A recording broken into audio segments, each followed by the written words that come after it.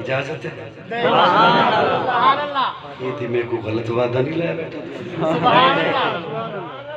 نہیں وعدہ نہیں، میں معذرت چاہنا، وعدہ نہیں، میں ویسے گل کی وعدے دے لفظ نہیں سمجھ۔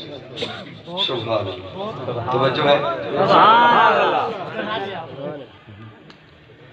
میں بس انشاءاللہ یہ 5 منٹ آخری ہے، اب حضور بولے، سبحان اللہ، بولے پیارے آقا بولے، سوال کیا کیا مکہ والوں کے سامنے؟ مکہ والوں 40 سال تمہارے درمیان رہا، میں اگر مجھ پہ کوئی فتویٰ نہ لگائے اور کوئی اعتراض نہ کرے تو میں اپنے تخیل میں بولوں۔ مجھے تو یوں محسوس ہوتا ہے جیسے حضور جو بولنے لگے تو شاید ستارے بھی چھپ چھپ کے آ گئے ہوں کہ آج تک نہیں بولا، سبحان اللہ، ہوائیں بھی رک گئی ہوں۔ مجھے معاف کیجئے گا، میرا تخیل تو یہاں تک ہے کہ شاید انبیاء کی ارواح نے بھی کہا ہوگا آؤ دیکھتے تو ہیں کہ ہمارا سردار نبوت کی کیا دلیل دیتا ہے۔ جناب ابراہیم نے کہا ہوگا مجھے آگ میں کودنا پڑا، جناب موسیٰ نے کہا ہوگا مجھے عصا سے معجزہ دکھانا پڑا، جناب سلیمان نے کہا ہوگا مجھے تخت کو ہوا کے دوش پہ لے جانا پڑا، جناب زکریا نے کہا ہوگا مجھے آرے کے سامنے 2 لخت ہونا پڑا۔ میں دیکھتے ہیں ہمارا سردار نبوت کی کیا دلیل دیتا ہے، اور پیارے آقا نے جب لب کھولے حضور بولے تو کوئی کسی کتاب کا حوالہ پیش نہیں کیا، تورات کی کوئی آیت پیش نہیں کی، انجیل کی کوئی لائن پیش نہیں کی، حالانکہ آقا کر سکتے تھے۔ تورات میں آقا کا تذکرہ موجود، انجیل میں آقا کا تذکرہ موجود۔ پیارے آقا نے ایک سوال کیا، مکہ والو 40 سال تمہارے درمیان رہا ہوں، مجھے صرف اتنا بتا دو حل وجدتمونی صادقا او کاذبا، میں جھوٹا ہوں یا سچا؟ بڑا مشہور بات ہے، آپ اکثر خطبات سنتے رہتے، میں جھوٹا ہوں یا سچا؟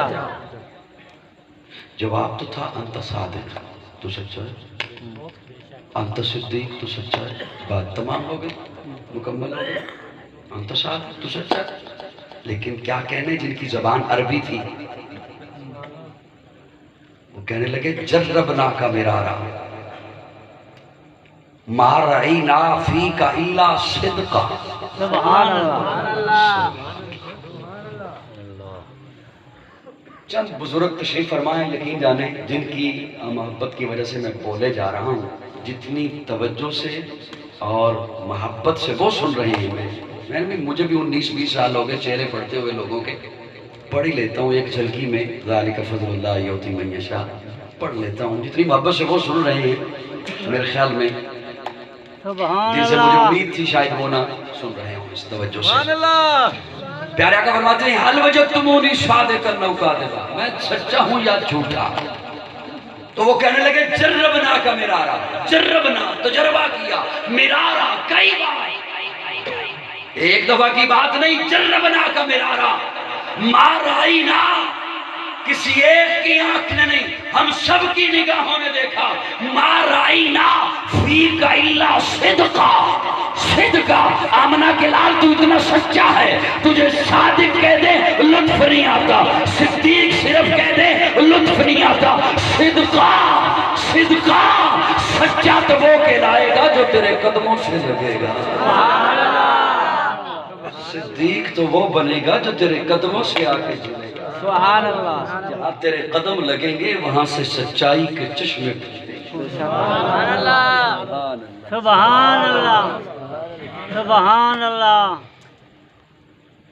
میں اپنی گفتگو بہت لمبی ہے، میں معذرت چاہتے ہوئے اتنی زیادہ میں وہ آپ کی خدمت میں پیش نہیں کر سکتا، گھنٹہ میرے خیال میں ہونے کو ہے، آخری ایک جملہ بول دیتا ہوں، باقی یہ باتیں پھر کبھی صحیح۔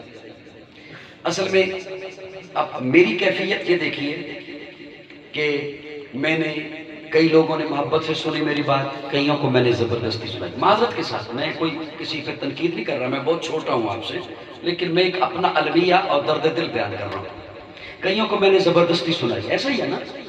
مان جائیے، اس میں حرج کیا تھا کہ میں اگلی بات کروں؟ سبحان اللہ مان جائیے، زبردستی سنائیے۔ سبحان اللہ اور کئی جج بن کے سن رہے ہوں گے کہ ہم نے کوئی فیصلہ کر کے اٹھنا ہے، یہ بھی ہوتا ہے۔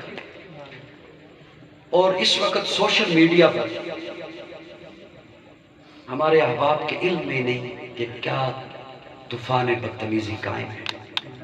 اللہ اکبر وہ فتنوں کا دور ہے کہ جس کے متعلق پیارے آقا صلی اللہ علیہ وسلم نے فرمایا تھا کہ ایمان بچانا مشکل ہو جائے گا، اور بدقسمتی سے ہم اس دور سے گزر رہے ہیں۔ یہ خاطر جمع رکھیے بات، ہم اس دور سے گزر رہے ہیں۔ بلکہ ایک اور فرمان آپ کی خدمت میں پیش کر دوں، پیارے آقا کا فرمان ہے کہ ایسا وقت آئے گا کہ میرا امتی قبر کے اوپر کھڑے ہو کر کہے گا، قبر کو مخاطب کر کے کہے گا، کاش یہ قبر میری ہوتی۔ اس قدر جینا مشکل ہو جائے گا، ایمان بچانا مشکل ہو جائے گا، اور وہ یہ چاہے گا ایمان والا کہ کاش میں دنیا سے گزر چکا ہوتا۔ ہم ایسے دور سے گزر رہے ہیں۔ یہ بات میری وہ بڑی محبت سے سنیں، میں بہت چھوٹا ہونے کے ناطے بہت دبانہ پیش کر رہا ہوں کہ جو جج بن کے سنتے ہیں اور ایک منت کرا کے سنتے ہیں۔ اگلے دنوں یہ بات میں نے کسی سے نہیں سنی کہ کسی نے مجھے آ کر سنائی، میں نے خود یہ اس منحوس کا کلپ سنا، ایک بدبخت کا۔ اس نے پیارے آقا کی توہین کرتے ہوئے کہا، طنزیہ انداز میں، اسلام کے لبادے میں اس نے بات کی، بات اس نے اسلام کے لبادے میں کی۔ اور ایسے افراد ہمارے بدقسمتی سے ہمارے ملک میں پائے جاتے ہیں جو فرقہ واریت کو ہوا دیتے ہیں، ایسی کوششیں کرتے ہیں کہ ہم ایسے گل کھلائیں، ایسی باتیں کریں جس سے عوام میں نفرتیں پیدا ہوں اور عوام جھگڑیں۔ اور اداروں کو بھی یہ باتیں نوٹ کرنی چاہیے کہ کون ہیں جو اس طرح کی باتیں کیا کرتے ہیں معاشرے میں، نفرتیں پھیلانے والی، فرقہ واریت کو ہوا دینے والی۔ تو میں نے اس کا خود سنا، وہ کہہ رہا تھا کہ جب حضور نے فاران کی چوٹی پر اعلان توحید کیا، نبوت کا اعلان کیا، تو اس بڑے مجمع میں کوئی ایک بھی نہیں تھا جو ایمان لایا ہو۔ اب بات یہ اس کی بالکل سچ ہے۔ اب دیکھیے نا، ان کا وہ جب بات کرتا ہے ایسا کوئی فتنہ پھیلانے والا، تو ساتھ وہ کہتا ہے، پوچھ لو کسی اپنے مولوی سے جا کر، چیلنج ہے میرا۔ بات تو یہ سچ ہے، ایسا میرا کوئی جوان جس تک میں اپنی بات نہ پہنچا سکوں، جو میری ذمہ داری ہے، وہ کسی ایسے منحوس کا کلپ سنے، بات سنے، وہ پوچھے کسی مولوی سے، مولوی نے کہنا بالکل ٹھیک ہے، بات ہے بھی سچ۔ آج مجھ سے بھی کوئی پوچھے تو میں نے اسے یہی کہنا ہے کہ پیارے آقا نے جب اعلان توحید کیا فاران کی چوٹی پر، پہلا اعلان، ایک بھی نہیں تھا اس مجمع میں جو ایمان لایا ہو۔ بات بالکل سچ ہے۔ انہوں نے پتھر اٹھائے، ساحر کہا، پاگل کہا، مجنون کہا، دیوانہ کہا، بات بالکل سچ ہے۔ لیکن وہ بات سننے کے بعد آپ کے اس بھائی کے ذہن میں اللہ نے ایک بات ڈالی، وہ میں آپ کے حوالے کر رہا ہوں۔ ذوق والوں کے لیے ہے، بلکہ ایمان والوں کے لیے۔ انہیں سن کے لطف آئے گا، اور میں اپنی اسی لفظ پر انشاءاللہ اکتفا کرتے ہوئے رخصت چاہوں گا، باقی باتیں پھر کبھی سے۔ یہ بات بالکل سچ ہے کہ ایک بھی نہیں تھا جس نے وہ دعوت قبول کی ہو۔ انہوں نے بلکہ ساحر کہا، پاگل کہا، مجنون کہا، دیوانہ کہا، پتھر اٹھائے۔ سب سے پہلا پتھر ابو لہب نے اٹھایا۔ سنیے، کوئی کیا اٹھتا، کوئی کیوں اٹھتا کلمہ پڑھنے کے لیے یا ایمان لانے کے لیے؟ ارے میرے رب نے کسی کو اٹھنے ہی نہیں دیا، اس لیے کہ جس نے پہلا صحابی بننا تھا وہ اس مجمع میں موجود نہیں تھا۔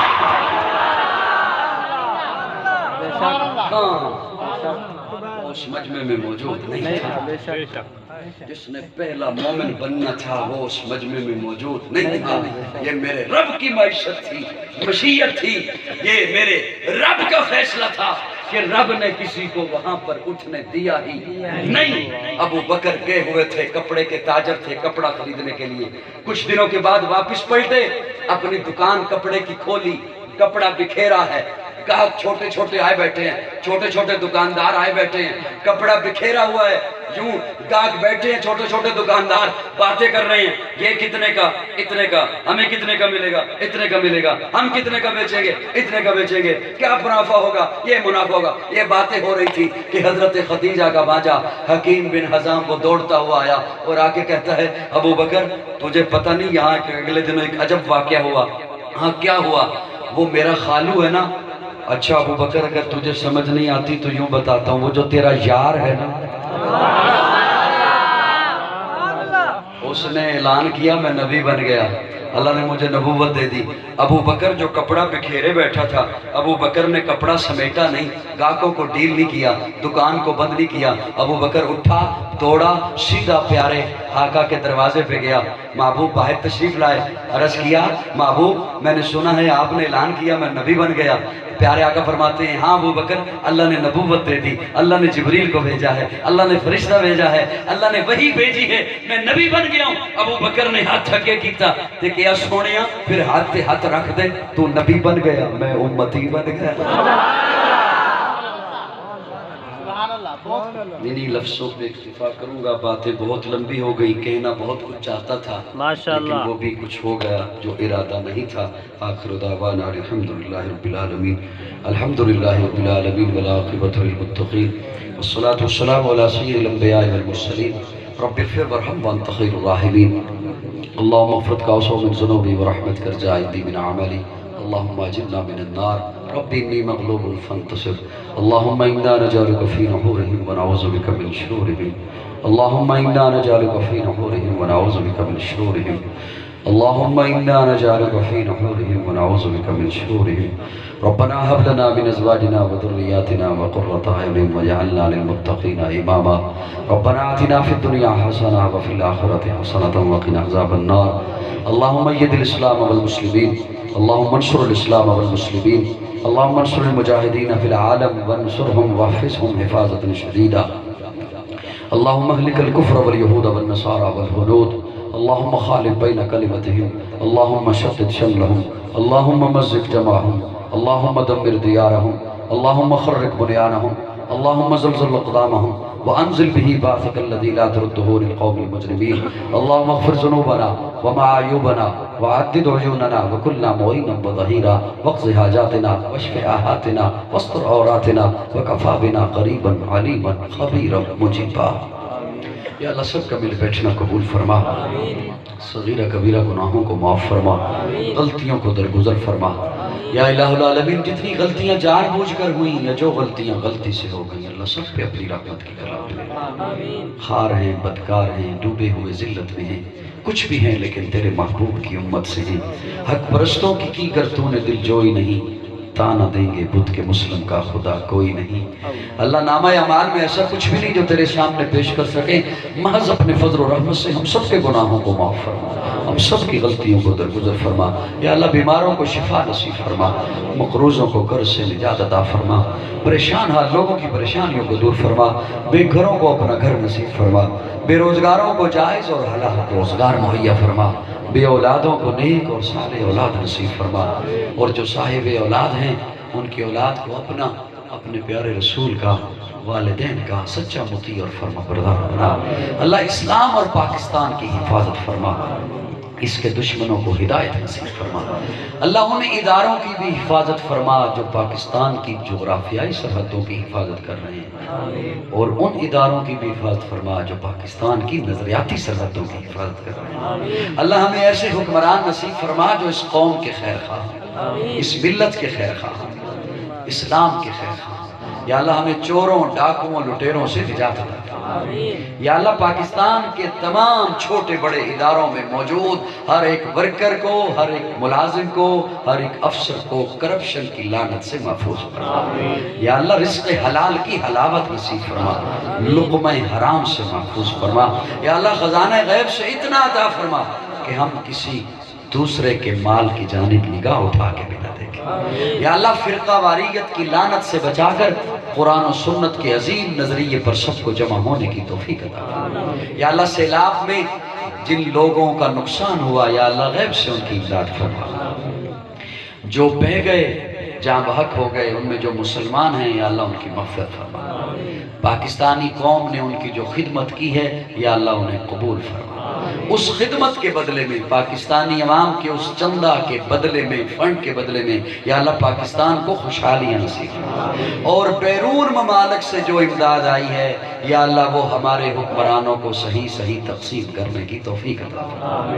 جتنے بھی حضرات یہاں پر تشریف لائے ہیں یا اللہ انہیں باخریت اپنی منزل مقصود پر پہنچا۔ ہر طرح کی اللہ جتنی بھی وارداتیں آج کل ہو رہی ہیں یا اللہ ان سے ہر ایک مسلمان کی عزت، جان، مال، اولاد، ایمان اللہ سب کو محفوظ فرما۔